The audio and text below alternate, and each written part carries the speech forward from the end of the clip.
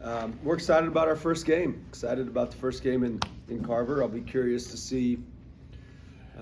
We're still a work in progress, trying to figure out lineups, trying to figure out who plays with who. So it might take us a little while to figure that stuff out, but we're getting there.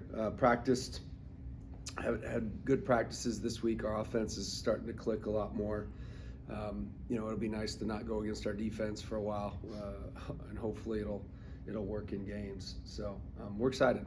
Outside of the win, of course, are there 2 or 3 things you're specifically looking for from your team tomorrow outside of course trying to win the game? Yeah, not really. Just trying to win the game. Yeah, I mean, just try to compete, try to give effort, try to do the things that we're supposed to do, and then obviously, you've got a score now on the scoreboard. So seeing how that happens, there's a lot of times in these situations and that there can be a sense of game slippage, in real games when it goes on your record, and so making sure that we combat some of that and kind of work through that early, and then see what happens in that second half. How much did you learn from the 2 scrimmages, and how much does that kind of help you come up with the lineup, I guess? A lot. Part of it is just trying to figure out what we're going to be from an offensive perspective, because we've got very unique lineup where some of our best defenders, some of our best shooters aren't our best defenders, and vice versa. And so you got to mix and match the right lineup to be able to create space on the floor, but yet get enough stops from a physicality perspective. And then also who clicks with who, and you're bringing 13 guys together, so it's pretty tricky. Do you have any idea what your rotation is at this point, or is there even such a thing? I don't know if there is such a thing. I know Bennett will play. Outside of that,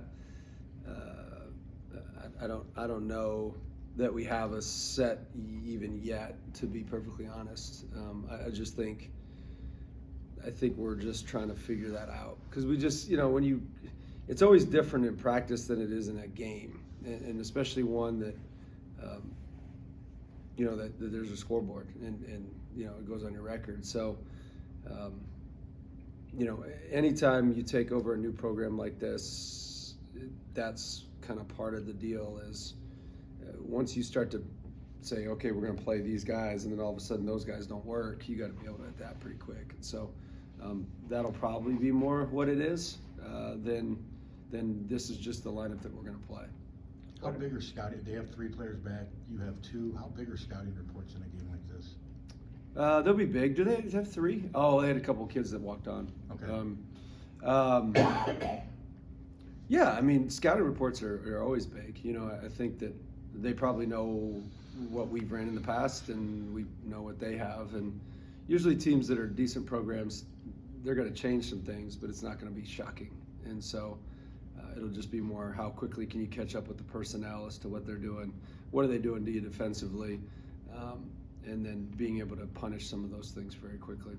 What are your emotions, just obviously being from the state, growing up watching Iowa? What are your emotions kind of going into your first game as head coach at Carver, as Iowa's coach? Yeah, probably very similar to a game.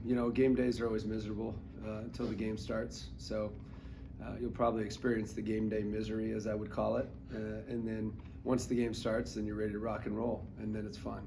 And so you probably, just like any other game, you probably overthink 25 different scenarios and try to adjust things all the way up till game time. And then, once the game, it still ultimately comes down to who's going to give effort, who's going to fight harder, those kind of things. So no different than any other game for me. Were there any game day routine? I mean, do you have a set routine every day?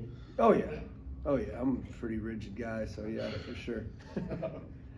Were there any big noticeable improvements from the first to second scrimmage, or anything you kind of took away from it? Our effort defensively, especially in the first half of that second one against a really good team, was much better. I still think we're a ways away offensively, just trying to catch up and try to find the right rhythm, the right timing for everything, who's going to play with who's good with who. That's been the hardest thing to adjust to. And we faced 2 of the coverages that we'll probably face pretty consistently, which is great. So we have some film on that. We've been working on that for the last few days. But just our energy's gotten better. I've learned more about what we need to do from an offensive perspective, and then defensively, I thought we were pretty good in both games for the first, 25, 26 minutes, somewhere around those range. It's a pretty broad question, but between the day you were hired and tomorrow night, what have been the most important things that you've had to do here? Well, find players. You know, you hire your staff, you find players. Those are probably the most important two. And then after that, trying to get some excitement generated for the program. You know, and obviously get your team better, develop relationships with your players, etc. That's just from the basketball perspective. From the other side is get your family moved and actually spend some time with your family, which is always tricky. But you know, I'd say finding players. Everything always goes back to the people and the personnel, and you know, I think that we've got the right group, and you know, hopefully they can do some things. What do you think of, I've been seeing reports of players that have been in the G League possibly coming back to college to play? What are your thoughts on that? The G League stuff, yeah. I mean, I don't know that. I think the tricky part is like, what are the rules? Yeah. You know, I think that, you know, it's interesting though how so many people are upset with the G League thing, but you know, 95% of the college basketball took European pros, so it's like, you know, okay, what's the difference? To be perfectly honest, I don't see any difference between the two. Maybe I'm just completely off my rocker, but you played professionally in the G League or you played professionally overseas, it's the same thing. So they did this all the way too, but then all of a sudden the G League and everybody's upset, and it's like, well, what do you think everybody in the country has been doing for the last however many, you know, months? So I don't know. I just think at some point they just got to have a set of rules, and we probably got to stick by them. Is Tavion going to be available? Yeah, he'll be available. Was that disciplinary wise behind him? Yeah, I mean, it was internal stuff that we disciplined him with and continue to. So there's some things there, but it's generally a pretty hefty deal. So he's been well, you know, well, I guess, I don't know if it's punished per se. You know, sometimes I think the greatest punishment is making sure that you know, learn from your mistakes, one, and then two, okay, how do we offer you an opportunity to now give back and do some things like that for your initial stuff, and then, you know, eventually then it's just, you know, it's heavy consequences after that. You know, you get one strike, but you start to get to 2 and 3, then you got problems. Was this coaching in the highest level of college basketball something that you always wanted? No, I always wanted to play at the highest level of college basketball and never could. And then once I got into coaching, I didn't really think about it. I just kind of coached the team that I had, and I always thought, you know, one of my assistants always gives me heck. He's like, you always think that your grass is greener. And I'm like, what does that mean? He's like, wherever you're at, you just think it's better than everywhere else. And so I think it's actually a compliment. But I've always seen it from that lens of looking internal and figuring out what you have and making that place as great as you can possibly make it, and not really having that outside eye. Now, naturally, it occurs, you know, just when you have a level of success, but I don't think that people that chase some of those things necessarily accomplish what they want to accomplish, because they're chasing things that they really don't have control over. I don't have control over the fact that University of Iowa opened this year, and we just happen to have a good season at Drake, and I just happened to take the Drake job that day. Like, I don't have any control over that. It's just dumb luck, you know, and you know, I'm fortunate enough to be in that position though. So it's fair to assume when you were down in Missouri coaching, you weren't thinking about, man, is that big break ever going to come? It was just, you make the best of what you have at the moment? No, because I turned down a lot of breaks. Okay. If you will, if you call it a break, you know, I mean, I turned down,